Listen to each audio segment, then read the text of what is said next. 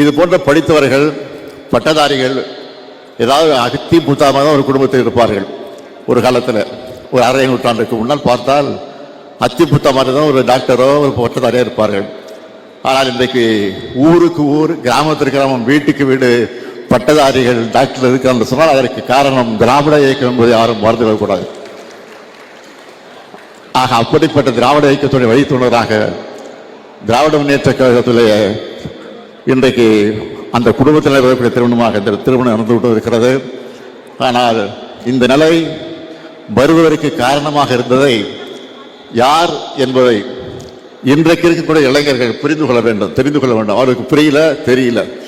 அதனால்தான் ராஜா சொன்ன மாதிரி ஒரு மாற்றம் தமிழ்நாட்டில் ஏற்பட்டு ஏமாற்றமாக மாறி இருக்கிறது.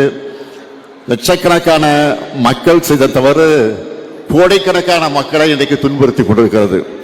இந்த நிலை மாறணும். எனவே இந்த நிலை மாறுவதற்கு இந்த மனவிழாவில் கலந்து கொண்டிருக்கக்கூடிய நீங்கள் வரக்கூடிய காலகட்டங்களில் சிறப்பான வகையில் சிந்தித்து பார்த்து செயல்பட வேண்டும் என்று உங்கள் அன்போடு கேட்டுக்கொண்டு, இன்றைக்கு இலக்கியாவாக இருந்தாலும் டாக்டர் கிரிதராக இருந்தாலும் நான் அதிகமாக அறிவுரை சொல்ல வேண்டிய அவசியம் இல்லை. நீங்கள் பெற்றெடுக்கக்கூடிய குழந்தைகளுக்கு அழகான தமிழ் பெயர்களை சூட்டுங்கள்.